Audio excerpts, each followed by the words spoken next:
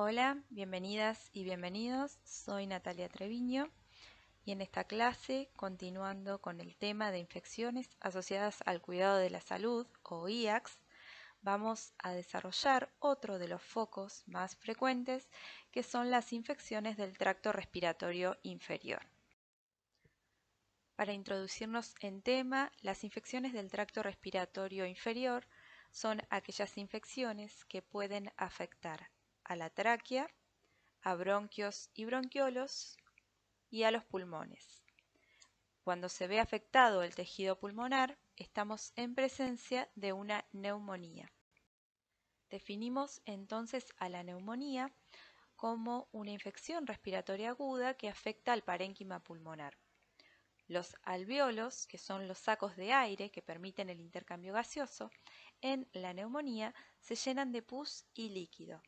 Como consecuencia, la respiración se vuelve dolorosa y se ve limitada la absorción de oxígeno. Se conoce como neumonía intrahospitalaria a aquella que comienza después de 48 horas de internación del paciente. Se la puede clasificar como neumonía no asociada a ventilación mecánica o neumonía asociada a ventilación mecánica. En este último grupo, los pacientes reciben una ayuda respiratoria artificial donde se les aporta oxígeno, ya sea porque no pueden respirar o porque lo hacen de forma incorrecta. La neumonía asociada a ventilación mecánica es la neumonía intrahospitalaria más frecuente. Veamos a continuación algunos ejemplos de situaciones por los cuales una embarazada puede ingresar a unidad de cuidados intensivos y requerir asistencia respiratoria mecánica o ventilación mecánica. Dentro de las causas relacionadas al embarazo podemos mencionar preeclampsia grave, eclampsia, síndrome de HELLP, hemorragia obstétrica, aborto séptico, sepsis puerperal, por ejemplo por Streptococcus agalactiae, una infección de herida quirúrgica, por ejemplo tras una cesárea que alcanzó tejidos profundos y generó una infección sistémica. Dentro de las causas no relacionadas al embarazo, estas van a ser las mismas que para la población general. A modo de ejemplo, podemos mencionar pancreatitis aguda o patología pulmonar, como podría ser una infección respiratoria por el virus influenza o el virus SARS-CoV-2. Independientemente del motivo por el cual la embarazada haya requerido asistencia respiratoria mecánica, el solo hecho de estar conectada a un respirador o de recibir respiración artificial ya es un factor de riesgo para el desarrollo de la neumonía intrahospitalaria. Y ese riesgo aumenta mientras más tiempo pase esa embarazada con ventilación mecánica. ¿Cómo se produce la neumonía? Los microorganismos pueden ingresar al pulmón por varias vías. La primera, por aspiración de secreciones respiratorias, provenientes de orofaringe o de contenido gástrico. La segunda, por inhalación de aerosoles contaminados, por ejemplo, con algún virus, a través de las vías aéreas o del tubo endotraqueal si el paciente está intubado. La tercera vía es a través de la sangre, de infecciones alejadas al pulmón. Y la cuarta vía es por infecciones en órganos cercanos al pulmón. La principal vía de entrada de los patógenos en la vía aérea es por aspiración de secreciones respiratorias. Y esto es válido en pacientes con o sin ventilación mecánica. Además, en la neumonía asociada a ventilador hay que tener en cuenta la capacidad de las bacterias de formar biofilm en el tubo endotraqueal.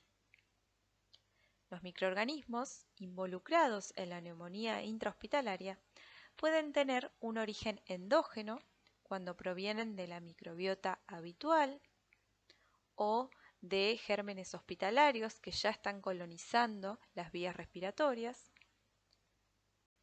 o un origen exógeno a través de los equipos de ventilación mecánica, los broncoscopios y fundamentalmente a través de las manos del personal de salud. La neumonía intrahospitalaria es la principal causa de muerte por infección nosocomial.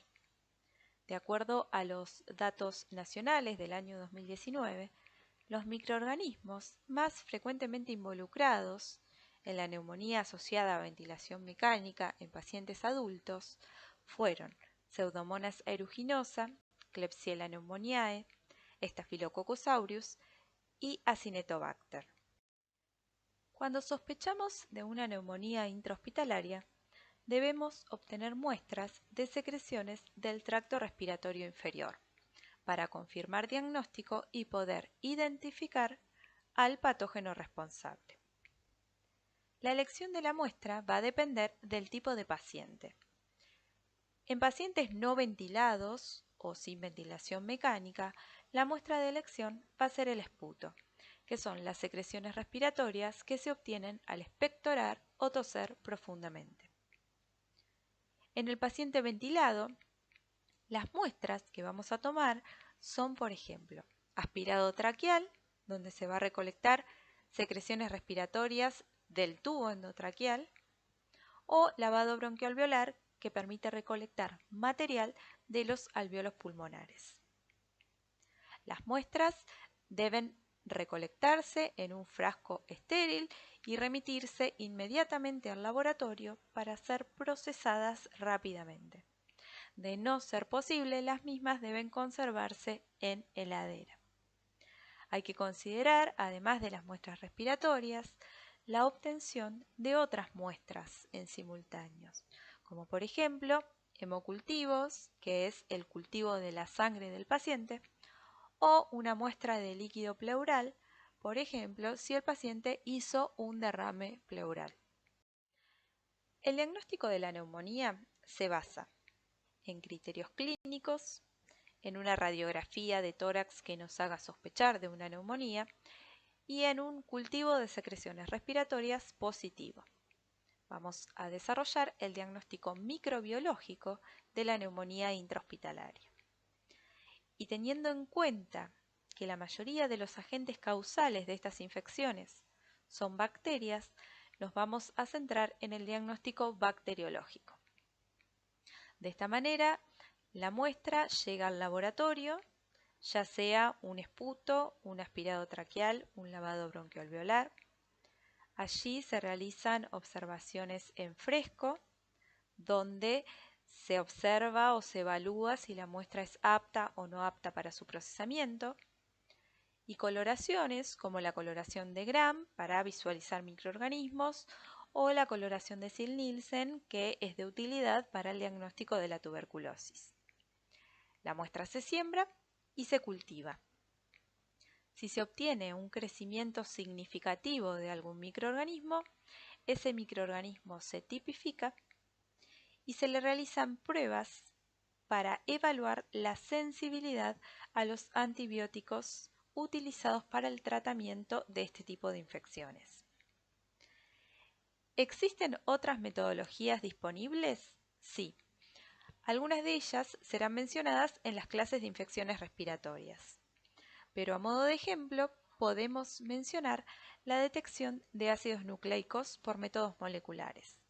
Esta técnica permite detectar parte del genoma de bacterias, de virus y de algunos hongos, pero no está disponible en todos los centros de salud. En la imagen, el cultivo, las pruebas bioquímicas y el antibiograma se corresponden con un aislamiento de Pseudomonas aeruginosa, que si ustedes recuerdan era uno de los agentes causales más frecuentes de la neumonía intrahospitalaria. En las próximas diapositivas vamos a desarrollar un poquito más a este microorganismo. Pseudomonas aeruginosa es un bacilo gram negativo, que por sus características bioquímicas forma parte del grupo de bacilos gram negativos no fermentadores. Es móvil, requiere oxígeno para su desarrollo y está ampliamente distribuido en diversos ambientes, con preferencia por ambientes húmedos. A modo de ejemplo, lo podemos encontrar en los equipos de ventilación mecánica, en lavatorios, piletas, mesadas, en soluciones o incluso en jabones. Por otra parte, también lo podemos encontrar en piel, en oído, en tracto respiratorio de los pacientes, ya sea colonizando o causando infección, y en las manos del personal de salud. Es un patógeno oportunista y como tal es un importante agente causal de infecciones intrahospitalarias. Lo podemos encontrar causando, por ejemplo, neumonía intrahospitalaria, infecciones urinarias, bacteriemias o infección de heridas. En esta diapositiva mencionaremos algunos de los factores de virulencia más importantes en Pseudomonas aeruginosa. Comenzaremos con las adhesinas o fimbrias que le permiten a este microorganismo adherirse a los epitelios como el respiratorio o como el urinario. Esta adhesión se ve favorecida cuando hay un daño celular previo, que puede ser, por ejemplo, después de colocar un tubo endotraqueal o después de colocar una sonda vesical. La presencia de lipopolisacáridos, de enzimas extracelulares como proteasas, elastasas, hemolicinas, la producción de alginato en cepas que son mucosas, como se observa en la imagen, y la capacidad de formación de biofilm de este microorganismo son otros de los factores de virulencia más relevantes. A continuación, vamos a desarrollar cómo es la resistencia a los antibióticos en Pseudomonas aeruginosa. Pseudomonas aeruginosa presenta resistencia natural a muchos antibióticos y esto está relacionado con las características de su membrana plasmática. La membrana de Pseudomonas aeruginosa es bastante impermeable, por lo que hay algunos antibióticos que directamente no pueden atravesarla. Por otra parte, también cuenta con bombas de flujo que son capaces de expulsar a algunos antibióticos que ingresen al interior de la bacteria. Y a esto se le suman algunas enzimas que están codificadas en el cromosoma de la bacteria que son capaces de inactivar o de destruir a algunos antibióticos. Además de la resistencia natural, Pseudomonas puede ser resistente a los antibióticos por algún mecanismo adquirido. Estos mecanismos pueden ser, por ejemplo, por una mutación o por genes de resistencia que vengan de otras bacterias hospitalarias, por ejemplo, a través de un plásmido. Ejemplos de estos mecanismos adquiridos de resistencia pueden ser mayor impermeabilidad de su membrana, mayor expresión de bombas de flujo o la adquisición de nuevas enzimas que le permitan degradar o destruir a más antibióticos. Hasta acá vimos cómo se produce la neumonía intrahospitalaria, cuáles son los microorganismos más frecuentemente involucrados, cómo los podemos buscar a esos microorganismos. Veamos ahora qué medidas podemos tomar nosotros como personal de salud para prevenir la neumonía intrahospitalaria. Y esto lo podemos resumir en 4 puntos.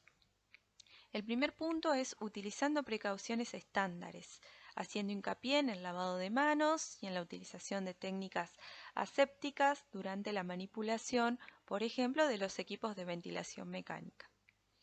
El segundo punto es utilizando precauciones adicionales, según el mecanismo de transmisión del microorganismo responsable de la neumonía. En tercer punto es centrarnos en los factores de riesgo prevenibles. Por ejemplo, mantener la cabeza elevada del paciente para evitar la broncoaspiración o mantener una higiene oral del paciente adecuada para evitar la presencia de microorganismos potencialmente patógenos. Y todo esto debe ir acompañado de un uso adecuado de antimicrobianos para evitar la selección de microorganismos multiresistentes. A modo de resumen, podemos decir entonces que la neumonía intrahospitalaria es la principal causa de muerte por infección nosocomial y puede o no estar asociada a la ventilación mecánica.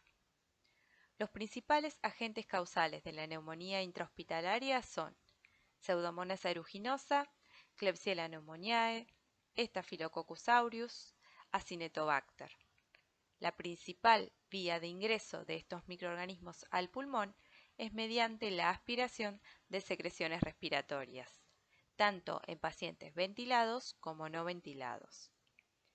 El diagnóstico microbiológico de la neumonía intrahospitalaria se realiza mediante el cultivo de las secreciones respiratorias. La forma de obtención de la muestra varía dependiendo si el paciente está o no asistido con ventilación mecánica. Por último, las principales medidas de prevención de la neumonía intrahospitalaria incluyen precauciones estándares, haciendo hincapié en el lavado de manos, precauciones adicionales, trabajar sobre los factores de riesgo prevenibles y hacer un uso adecuado de antimicrobianos. Para finalizar con la unidad temática de infecciones asociadas al cuidado de la salud, recordemos que en nuestro país la neumonía intrahospitalaria es la principal causa de infección asociada al cuidado de la salud en las unidades de cuidados intensivos en pacientes adultos, y la infección del tracto urinario asociada a sonda vesical se ubica en tercer lugar, luego de las infecciones de la sangre.